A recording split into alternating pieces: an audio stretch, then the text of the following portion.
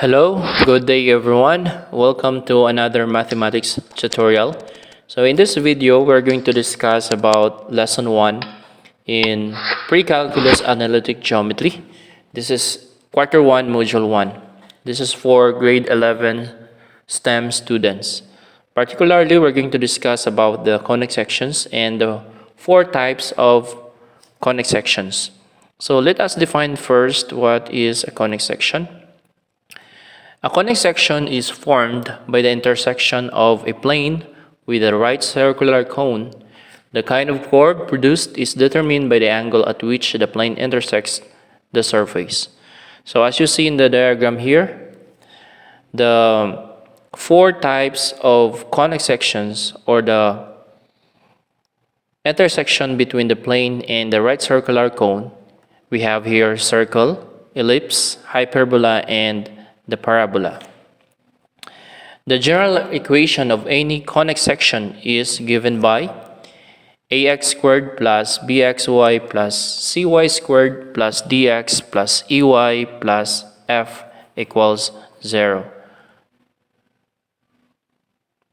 Okay, next. The graph of the conic section can be determined by the values b squared minus 4ac. So when you're in grade 9, na-encounter nyo na to, yung b squared minus 4ac. Tinatawag itong discriminant. This is used for determining the nature of roots of quadratic equation. But in this topic, this discriminant, or the b squared minus 4ac, is to determine the graph of the conic section, if it is a parabola, circle, hyperbola, or ellipse. So here, the values of b squared minus 4ac, tapos yung anong conic section siya. b squared minus 4ac is less than 0, meaning to say negative values yung b squared minus 4ac, and a is equal to 0. Ibig sabihin, the conic section of this is a circle. Next, if b squared minus 4ac equals 0, the conic section is a parabola. b squared minus 4ac is less than 0, so same nung circle. However, b must not equal to 0, or a is not equal to 0, yung case niya. So this is the ellipse. Next, if b squared minus 4ac is greater than 0, then this conic section is the hyperbola. Okay, let's move on. So circle, let's define circle. Let C be a given point. The set of all points P having the same distance from C is called circle. The point C is called the center of the circle. As you see in the diagram here, okay, here this is called the center, or the HK ordered pair, and all the points here are the points of this circle. Now, the distance from the center to the point is called the radius.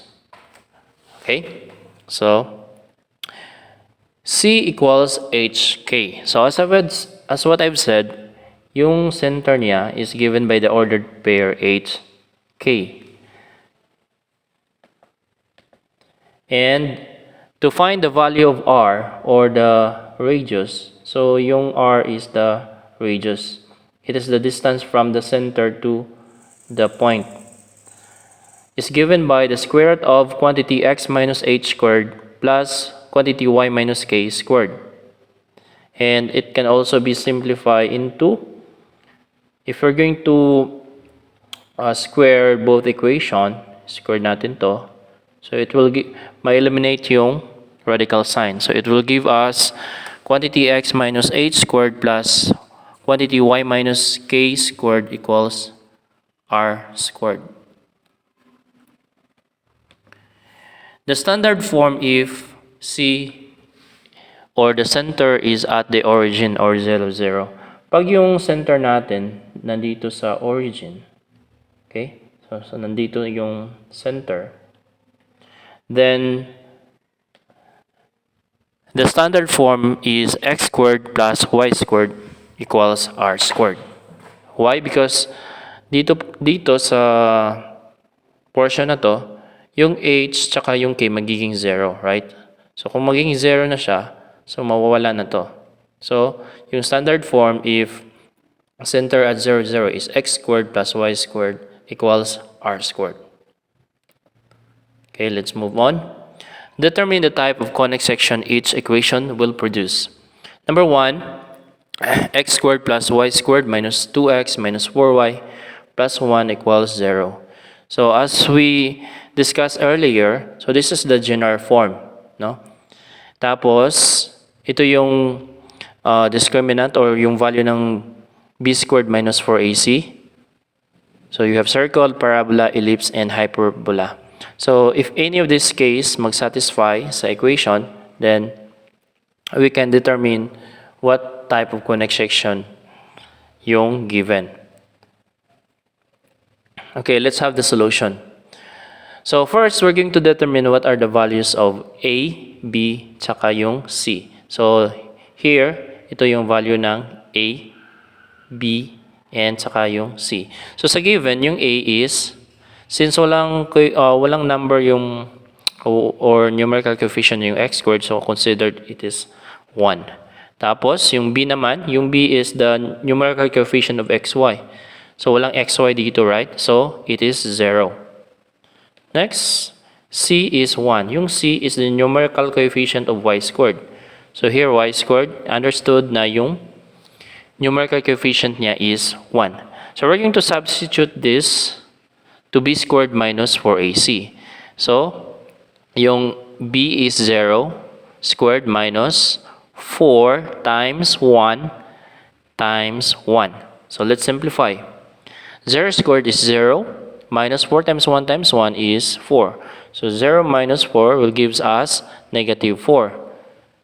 So, negative 4 is less than 0. So, dito siya sa circle or pwede din sa ellipse. But we're going to find out if yung A is equal to C. Okay? As you see here, yung A niya tsaka yung C are equal. So meaning to say, this type of equation, yung given is a circle. Since b squared minus 4ac is less than 0 and A is equal to C, then x squared plus y squared minus 2x minus 4y plus 1 equals 0 is a circle. Okay, let's proceed.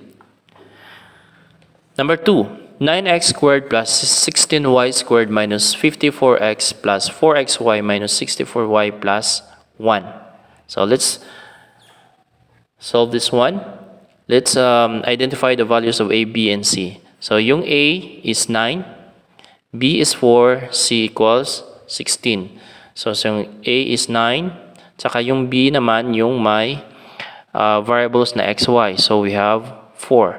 Tsaka yung C is 16. Okay, that is correct.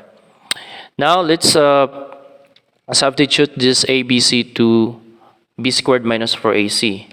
So magiging 4 squared minus 4 times 9 times 16. 4 squared is 16 minus 4 times 9 times 16 is negative 576. So 16 minus 576 will give us negative 560. Okay, so negative 560 is less than 0. So let's take a look. If less than 0 siya, tintingnan natin kung yung A tsaka yung C equals.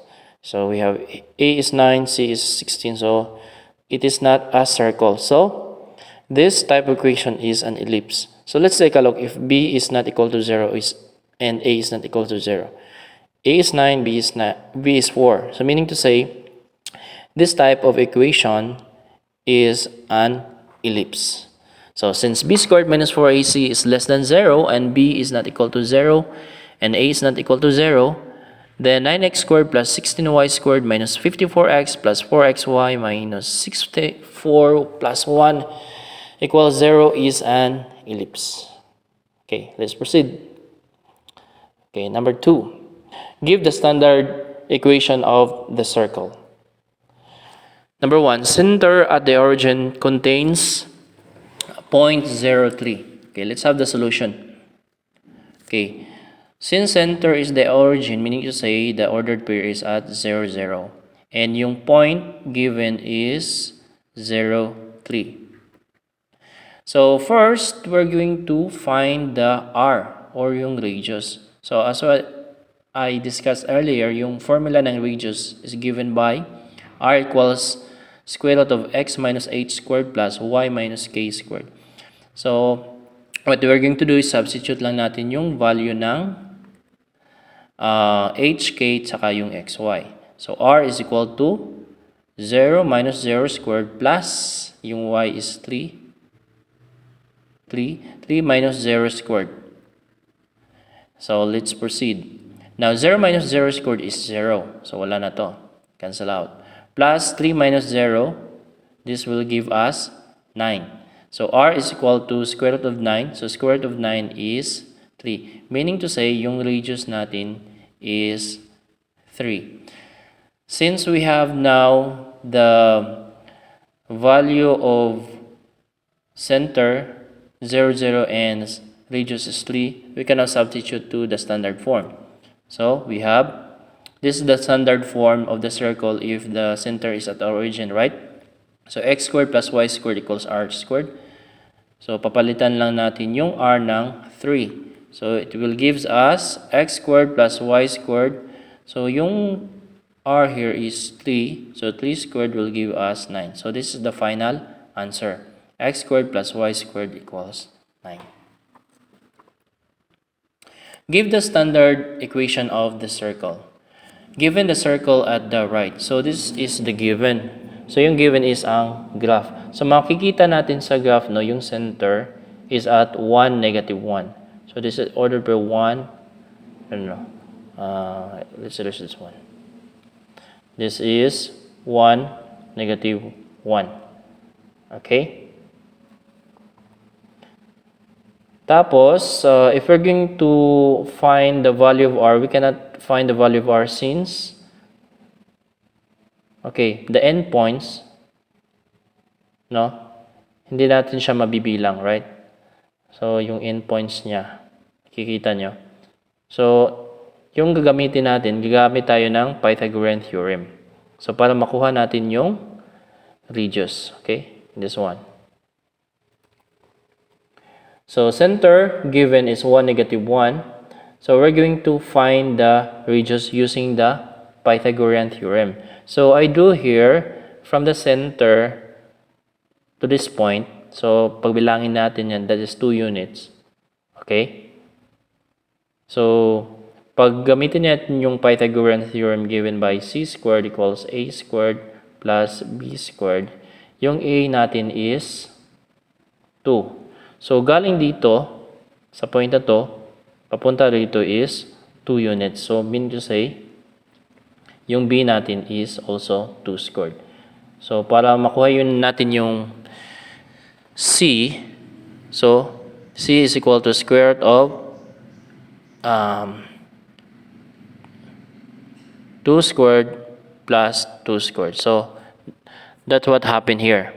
So r is equal to square root of 2 squared plus 2 squared, or squared equals, so 2 squared is 4 plus 2 squared 4. So 4 plus 4 will gives us 8. So since we cannot find the value of square root of 8, so that is now the radius.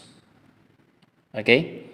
So next, what we're going to do, since nakuha natin yung value ng r tsaka yung center is at 1, negative 1, substitute lang natin sa given na standard form. So, yung value ng h is 1. So, substitute natin sa h. So, magiging x minus 1 squared plus.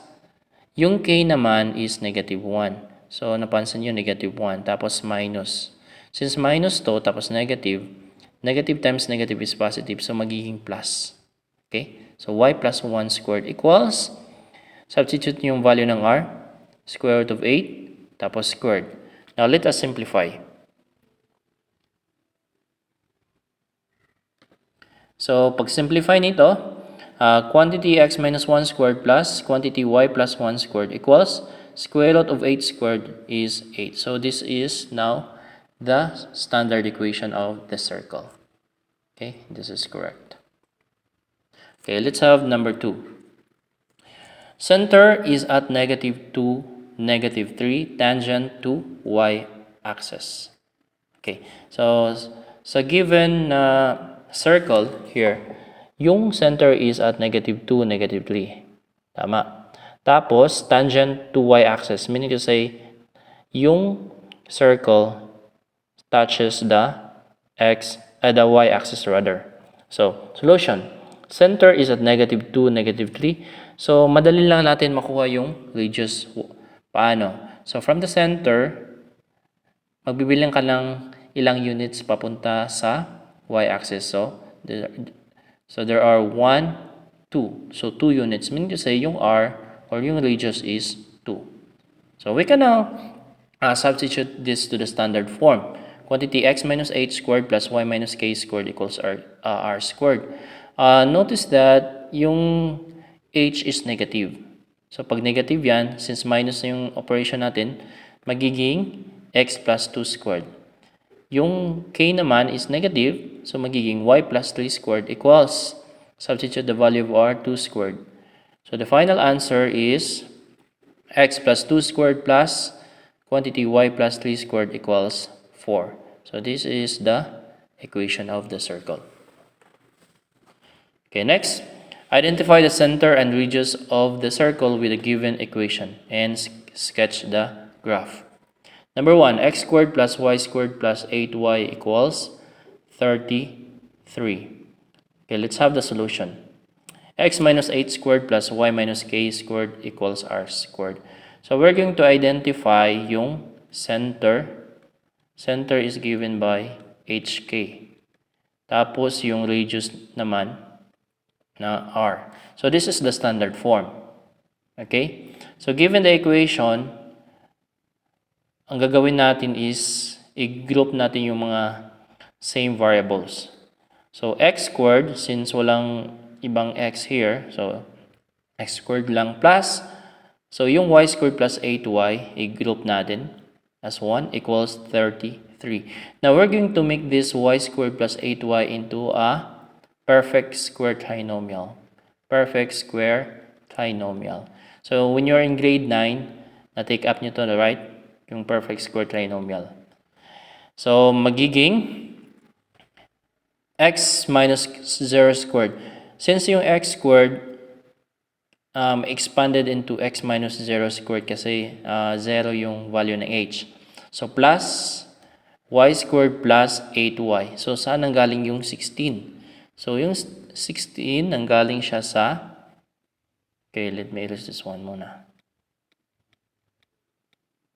Okay, so yung 8 here, so yung 8, ito siya. I-divide natin ng 2. Okay, so pag-divide natin 2, magiging 4. Then 4 squared, okay, erase natin the power of 2, it will give us 16. So, to make this a perfect square trinomial, mag-add tayo ng 16. Since nag-add tayo ng 16 sa left side, mag-add din tayo sa right side. So, it will give us x minus squared plus. Now, this is now a perfect square trinomial. So, if a-factor natin yung perfect square trinomial, paano? So, ang perfect square trinomial, kukunin lang natin yung square root ng 16. Okay? So, square root ng 16 is 4. So, yung factor ng trinomial na to is quantity y plus 4 squared. So, 33 plus 16 is 49. Okay? So, kailangan ganito yung equation niya, right? So, x minus 0 squared plus y plus 4 squared. Since 49 is a perfect square yung 49. Since it can be written into 7 squared. Okay, so we have now the standard form of the equation. Now, it is easy now for us to find the center and the radius of the circle. So, center natin is yung h, 0, tapos yung k. Since plus 4 ito, so yung k natin magiging negative. Okay, so center is at 0, negative 4, tapos yung radius natin is the 7. Okay, and this is correct. Now, let us sketch the graph. So, mag-start tayo sa 0, negative 4. So, this is 0, negative 4. This is the center. Now, to make it a complete circle, kailangan natin yung dalawang endpoints. So, paano? Since yung radius natin is 7, so galing ng center, bibilang na tayo ng 7, either up or down. So, 1, 2, 3, 4, 5, 6, 7. Okay? And 1, 2, 3, 4, 5, 6, 7. Also to the left side, 1, 2, 3, 4, 5, 6, 7, and here. Now you can connect all the points and it will make a circle. Okay, let's go to another example. 4x squared plus 4y squared minus 16x plus 40y plus 67. So, kunin natin yung center tsaka radius. So, transform natin to into standard form. Okay, x minus h squared plus y minus k squared equals r squared. Okay, i-group natin yung mga same terms. So, yung 4x squared minus 16x. Okay, nakagroup na siya. Okay. Tsaka yung 4y squared plus 40y, nakagroup din. So, gagawin natin next is to factor out yung 4, yung coefficient ng x squared. So, pag factor out natin yan, so magiging 4x squared minus 4x. Actually, dito yan dapat. Okay? Then, factor out din natin yung 4. So, magiging 4 times y squared plus 10y equals negative 67. Next is, gagawin natin yung binomial into PST or perfect square trinomial. So, same process din yung tinuro ko kanina. So, 4 minus 4x. So, yung 4, i-divide natin ng 2, tapos equals 2, then square natin, magiging 4 siya. So, that's why nag-add tayo ng 4. Then, here, y squared plus 10y. So, yung 10 divided by 2 equals 5 squared. So, gilgabas 25. So, that's why it's 25 dito. Equals, since nag-add tayo ng 4 at 25 dito, na bakit 16 saka 100? Since meron tayong finactor out natin yung 4, multiply natin yung 4 tsaka yung 4 here. Okay? It will give us 16. Okay? So, hindi lang 4 yung i-add natin. It is 16 because of the presence of factored out na 4. Now here, 4 times 25, it will give us 100. Okay? So, let's proceed. Now, to factor out this square trinomial, 4 times quantity x minus 2 squared minus yung operation. Okay? As what I've said, kukunin mo lang yung square root ng 4. So, that is 2. So, 4 times quantity x minus 2 squared plus 4 times y plus 5. Okay? Squared equals negative 67 plus 16 plus 100 will give us 49. Next is to divide natin yung both sides by the equation by 4 to eliminate this. Okay? So, divide natin to by 4. Divide natin to by 4. So, magiging quantity x minus 2 squared plus quantity y plus 5 squared equals 49 over 4. Now, we're going to transform this into r squared. So, it will give us x minus 2 squared plus quantity y plus 5 squared equals. So, yung square root ng 49 is 7. Tapos square root ng 4 is 2. So, it can be written as quantity 7 over 2 squared. Now, we can now find the values of center and the radius. So, yung center natin, so this is the h, tapos yung k. So, opposite lang. If it is minus 2, so yung center natin is 2 and Opposite ng positive 5 is negative 5. So 2, negative 5. Tapos yung radius natin is 7 over 2. Okay, that's correct. Now this is the graph of this circle. Okay, mag-start tayo sa center na 2, negative 5. So ito yung 2, negative 5. Tapos yung radius natin is 7 over 2. 7 over 2, that is 3 and 1 half. Okay, bibilang lang tayo ng 3 and 1 half. 1, 2, 3, and 1 half. 1, 2, 3, and 1 half. 1, 2, 3, and 1 half. 1, 2, 3, and 1 half. So, connect mo lang yung apat na points. So, you can make a graph. A circle na graph. Okay, let's proceed. Identify the center and radius of the circle with a given equation. Sketch its graph. So, 4x squared plus 12x plus 4y squared minus 11. Okay, solution ito, x minus h squared plus y minus k squared equals r squared. So, gagawin natin dito, i-factor out natin yung 4 dito. So, magiging 4 times x squared plus 3x, then 4 times y squared plus 4y equals 11. So, magiging, ito gagawin natin into perfect square trinomial. So, yung 3 natin, 3, divide natin ng 2, tapos squared. So, 3 squared is 9, 2 squared is 4. That's why 4 ito. Tapos, yung 4, divide ng 2, squared will give us 4. So, that's why 4. Equals 11.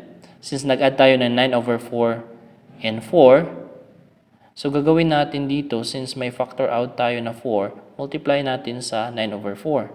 So, pag multiply natin to, 4 times 9 over 4, ma-cancel out yung 4. So, that's why 9 to. Okay? So, that's how you're going to do. Tapos, yung 4, multiply natin sa 4 equals 16. Okay, let's simplify. So, we have 4 times quantity x plus. So, magiging 3 over 2 na to because we're going to take the square root of 9 over 4. 3 over 2 squared plus 4 times y plus 2 squared equals 11 plus 9 plus 16 is 36. Okay. Now, we're going to divide both sides by 4. So, divide natin by 4 to. So, magiging, ma-cancel out na.